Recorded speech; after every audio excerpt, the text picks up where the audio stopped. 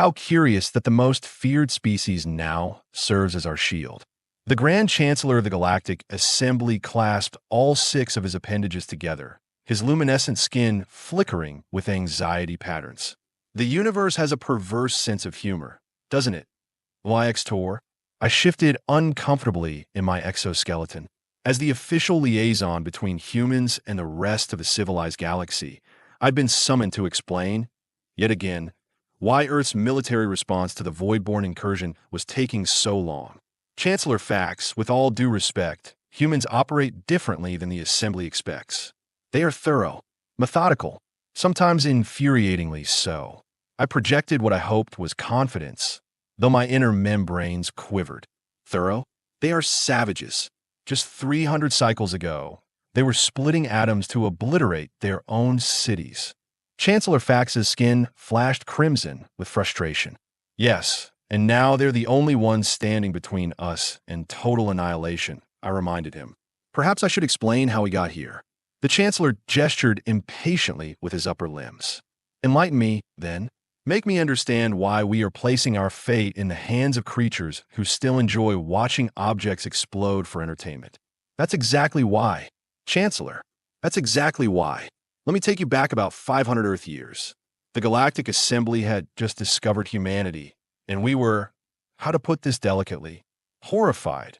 Here was a species that had spent most of its evolutionary history figuring out increasingly efficient ways to kill each other. Their entertainment consisted of simulated violence. Their literature glorified conflict. Their greatest technological advancements came from their wars. They are barbaric, declared Science Minister Kicks during the first assessment meeting. They communicate by forcing air through meat flaps in their faces for galaxy's sake. They consume other living creatures by breaking them down with acids inside their bodies. Added cultural attaché Zorn. Sometimes while the creatures are still alive. The assembly chambers erupted in disgusted trills and whistles. And yet, I said, holding up one appendage for attention, they have managed to reach their moon with nothing but combustion technology and mathematical calculations done on paper. The chamber fell silent. Impressive, if reckless, Chancellor Fax acknowledged. What do you recommend? Liaison ZYX-Tor. Observation, for now. Humans are still primitive, but their development curve is unusual. Most species take thousands of years to advance from agricultural to digital technology. They have done it in a few hundred. And so began our covert monitoring of Earth, which humans hilariously misinterpreted as visits from what they called aliens. As if we were the foreigners in this galaxy. The assembly had formed 10 million years before the first human ancestor crawled out of the primordial soup that we watched, bemused, as humans stumbled through their technological adolescence. They developed global communication networks primarily to share images of infant felines and argue with strangers. They created artificial intelligence, then immediately feared it would destroy them. A stunningly accurate assessment, I might add. Look at this, my research assistant Clicks said one day, nearly a century into our observation. They have created entertainment about us destroying them. We reviewed the human film, a primitive form of visual storytelling. In it, being somewhat resembling our Zentari colleagues, obliterated human cities with energy weapons. But the peculiar thing, Clicks continued, is that in their story, they defeat the invaders with a pathogen. Biological warfare against a spacefaring civilization. I clicked my mandibles in amusement. How charmingly naive. It's something about human imagination unsettled me. While the Assembly's 27-member species had achieved interstellar harmony through logical cooperation, humans seem to thrive on conflict, even hypothetical ones. They are constantly preparing for wars that aren't happening, I noted in my report. They imagine threats from beyond their atmosphere, despite having no concrete evidence of our existence. Chancellor Fax's response was immediate. Perhaps they are instinctively preparing for something we haven't foreseen. How prophetic those words would become. The year humans call 2042 marked our first official contact. Earth had finally developed rudimentary fusion technology and established a permanent base on Mars, achievements that qualified them for provisional recognition under Assembly Protocol 7B, that I was selected as first contact liaison, primarily because my species can modulate our speech organs to approximate human language. After extensive preparation, including watching every first contact scenario humans had imagined, most involving either genocide or improbable reproductive encounters, we descended to Earth in a standard diplomatic vessel that we chose a neutral location, the United Nations headquarters in New York City, and timed our arrival during a General Assembly meeting for maximum efficiency. In retrospect, we might have given them a bit more warning. People of Earth, I announced through our ship's external communication system, we represent the Galactic Assembly, a cooperative of 27 sentient species. We come in peace to welcome humanity to the interstellar community. There was a moment of stunned silence, followed by total chaos. Several security personnel fainted. 3 diplomats required medical attention. One particularly excitable representative from a small island nation proclaimed it the greatest bloody day in human history before attempting to embrace our ship's landing gear. Once order was restored, we established communication protocols with Earth's leaders. Our translation algorithms needed significant adjustment. Human languages are riddled with idioms, metaphors, and context-dependent meanings that our literal-minded systems struggled with. "So you have been watching us?" asked President Nakamura of the United Nations Security Council, her expression unreadable to my still-developing understanding of human facial gestures. "For approximately 500 of your years, yes," I confirmed. "Standard observation protocol for pre-interstellar species, like animals in a zoo," muttered General Zhou of the Chinese Federation. "More like developing sentience in a nursery." I corrected, not understanding why this caused several humans to tighten their facial muscles. I would later learn this expression indicated suppressed anger. "And what happens now?" President Nakamura asked. "Do we join your assembly?" "Eventually, perhaps. For now, you will be granted observer status. We will share limited technological insights, cultural exchange, that sort of thing." "Limited technological insights?" General Zhou leaned forward. "What exactly does that mean?" I gestured casually. "Non-military applications only. Renewable energy generation, certain medical advances, sustainable agriculture. Assembly protocol prohibits sharing weaponry or defense technologies with provisional members." The room grew tense. I noticed several humans exchanging glances. "So you will share technology to grow better vegetables, but not to defend ourselves if threatened." President Nakamura clarified. "The Assembly ensures the protection of all recognized worlds." I explained patiently. "There would be no need for Earth to defend itself." General Zhou laughed, a short, sharp sound lacking humor. 500 years watching us, and you still don't understand humans at all, do you?" I would reflect on those words many times in the years to come. Human integration into galactic society was rocky. They attended assembly meetings with a mixture of awe and suspicious scrutiny. They absorbed our technological offerings with impressive speed, but constantly questioned why certain advances were withheld. And they never, ever stopped preparing for conflict. What exactly do humans think is going to attack them? Chancellor Fax asked me during one particularly frustrating session. "The galaxy has been at peace for 50,000 years. They believe peace requires vigilance," I explained. "Their history suggests to them that power vacuums inevitably lead to aggression." Barbaric thinking, Fax dismissed. A product of their evolutionary path as predator primates. 10 years into Earth's provisional membership, humans had established colonies on Mars, Europa, and Titan. They'd absorbed assembly medical technology to extend their lifespans and cure most diseases. Their economy had transformed with our energy production methods. Yet they continued building ships with obvious military capabilities disguised as exploratory vessels or emergency response craft. When questioned, they cited abundance of caution and insurance against unknown variables. The assembly tolerated these eccentricities largely because humans proved surprisingly valuable in other ways. Their arts captivated many species. Their music, in particular, triggered emotional responses even in beings with vastly different sensory apparatus. Their cuisine, once you got past the whole consuming formerly living things aspect, became a sensation across 17 star systems. And then there was their problem-solving approach. Where assembly species typically sought consensus through exhaustive logical analysis, humans embraced what they called intuitive leaps and creative thinking. They suggested solutions that seemed absurd until, somehow, they worked. Humans don't follow maps, I explained to a frustrated science minister after a particularly chaotic joint research project. They prefer to machete their way through uncharted jungles, then draw the map afterward. Inefficient, the minister sniffed. Perhaps, I conceded, but they occasionally find paths no one else thought to look for. And then, 27 years after first contact, we discovered how desperately we would need those unmapped paths. The Voidborn arrived, without warning from beyond the galactic rim. They weren't a species in any conventional sense, more like living equations, patterns of energy that consumed organized matter to propagate their existence. Their first attack hit the Pulcrack system, home to our greatest scientific minds. Billions died before we even understood what was happening. There was no communication, no apparent motive, just systematic destruction of anything with complex molecular organization. The assembly, which hadn't faced a genuine threat in 50 millennia, responded with baffling ineffectiveness. Emergency sessions devolved into philosophical debates about the nature of the attackers. Research teams proposed elaborate studies that would take decades to implement.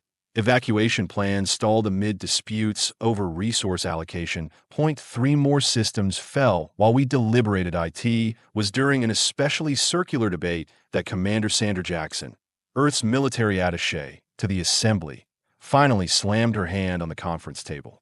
Enough. Her voice cut through the chamber like a plasma torch. While you're all discussing the philosophical implications, these things are consuming actual planets with actual people on them. Representative Jackson, Chancellor Fax began soothingly. We understand human impatience, but the assembly must reach consensus before. Before what? Before there's no assembly left. Jackson stood, all 6 feet of imposing human female, radiating what I now recognized as controlled fury. You have spent 50,000 years forgetting how to fight, and it shows. The diplomatic implications of began another delegate. There are no diplomatic implications. Jackson's voice rose. These entities aren't communicating. They are not negotiating. They are consuming. Period. She activated a holographic display showing void-born movement patterns across the affected systems. They are expanding in a predictable harvesting pattern.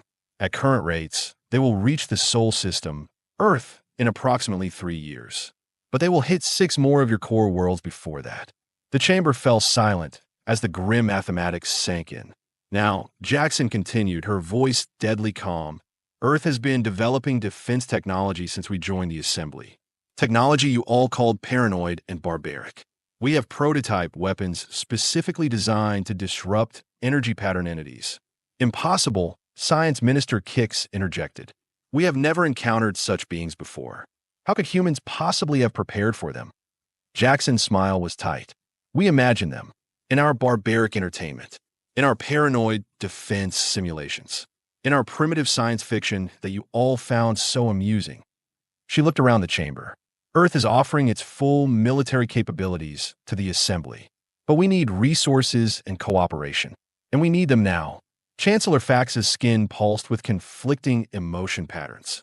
The assembly has procedures for the assembly. Jackson cut in, can follow its procedures right into extinction. Or it can let the humans do what humans do best. Fight like hell to survive.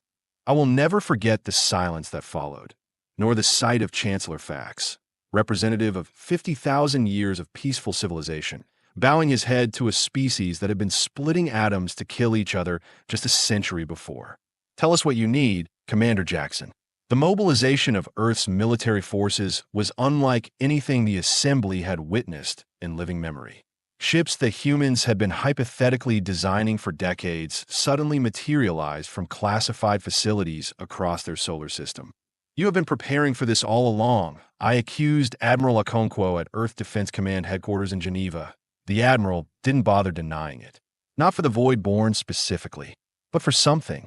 The universe is too vast and strange to assume eternal peace. The Assembly provided peace for 50 millennia and became complacent in it, he replied simply. Peace isn't natural, ZYX Tor. is a garden that must be tended and protected from the wilderness beyond its walls. Under human leadership, the Assembly's vast resources were channeled into what they called Project Bulwark. Scientific knowledge from 100 worlds was focused on understanding and combating the void-born threat.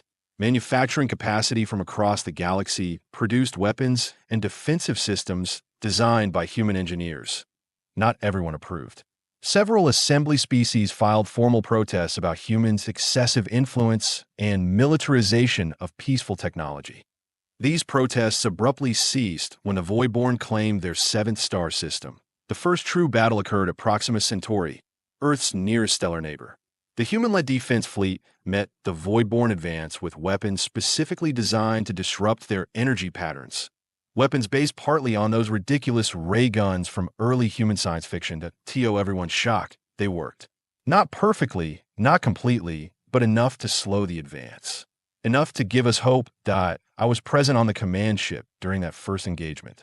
I watched Commander Jackson calmly direct forces while consuming something humans call coffee, a bitter stimulant beverage that seems as essential to their military operations as oxygen.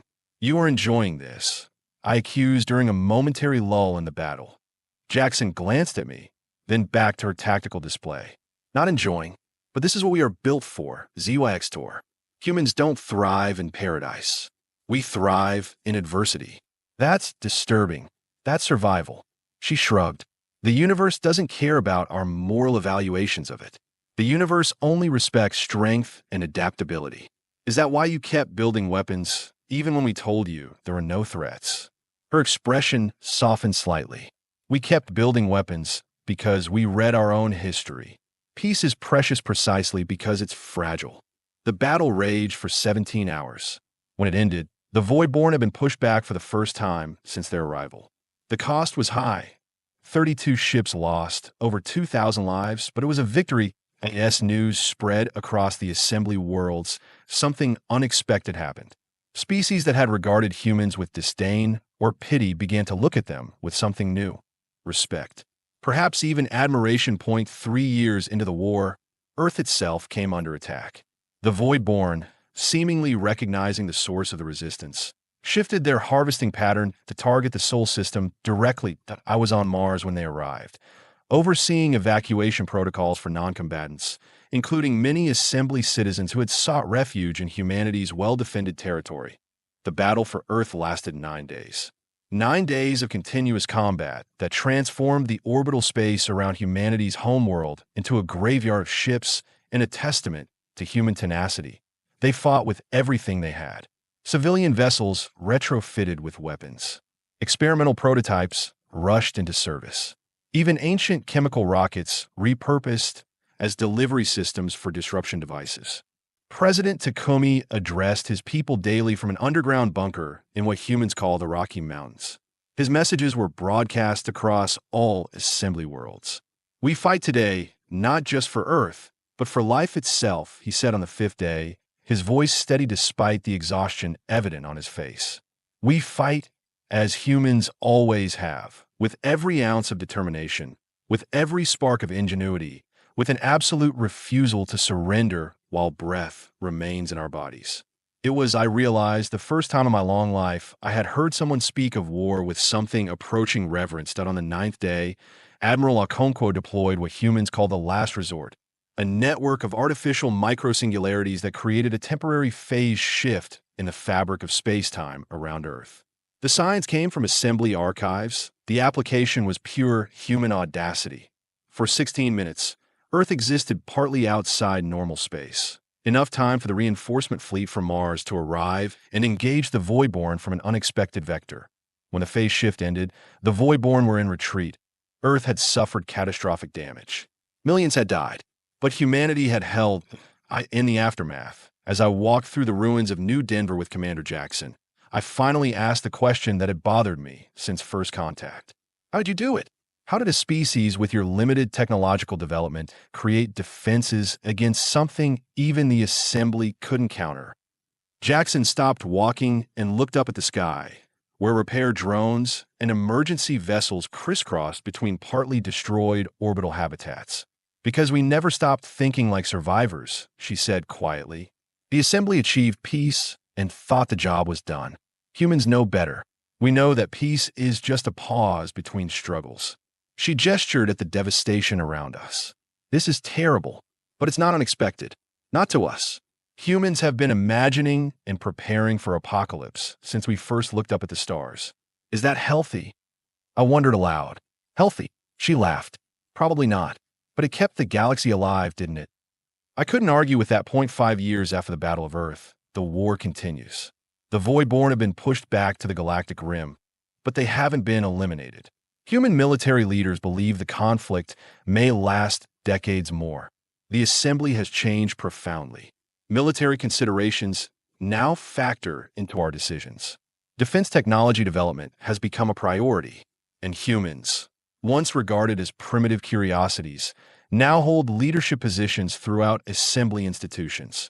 Chancellor Fax, to his credit, adapted to the new reality with surprising flexibility. In his recent address commemorating the formation of the Joint Defense Command, he said something that would have been unthinkable before the war. Perhaps what the assembly needed most was not another harmonious voice in our peaceful chorus, but a discord that awakened us to danger. Perhaps we needed Earth's barbarism to survive. As for me, I have spent more time among humans than any other assembly representative. I have learned to appreciate their contradictions, their capacity for both terrible violence and breathtaking compassion, their ability to imagine the worst while hoping for the best. Just yesterday, I visited a primary school in rebuilt New Denver. Children, human young, asked me questions about life in the assembly. One small female with bright red head fur asked me something that stopped me cold. "Mr. Alien, when the war is over, will you teach us how to be peaceful like you used to be?" I didn't know how to answer at first. Finally, I said, "Perhaps we can teach each other. Your people can show us how to remain vigilant, and we can remind you why vigilance matters in the first place." She seemed satisfied with this answer, but later I found myself thinking about it more deeply. The truth is, the galaxy needs both approaches, the assembly's dedication to harmony and humanity's preparedness for conflict. Either philosophy alone leaves us vulnerable, either to outside threats or to our own darker natures. As I sit in my office overlooking the partially reconstructed United Nations complex, I'm reminded of something Admiral Okonkwo said during the darkest days of the Earth campaign. History doesn't end. It just takes unexpected turns. How unexpected that the species once dismissed as barbarians would become the shield bearers of civilization. How unexpected that their paranoia would save us all. How unexpected that I, SCI-FI, Chief Diplomatic Liaison to Earth, would come to see warfare as sometimes necessary and peace as something that must be actively defended. Perhaps the galaxy's greatest hope lies not in perfect civilization, but in the creative tension between the assembly's ancient wisdom and humanity's battle-born innovation. They called humans barbarians. Now, the galaxy begs for their protection. And somehow, in their strange, contradictory way, humans find this both amusing and fitting, as if they knew all along that the stars would eventually need their peculiar talents. The universe does, indeed, have a perverse sense of humor.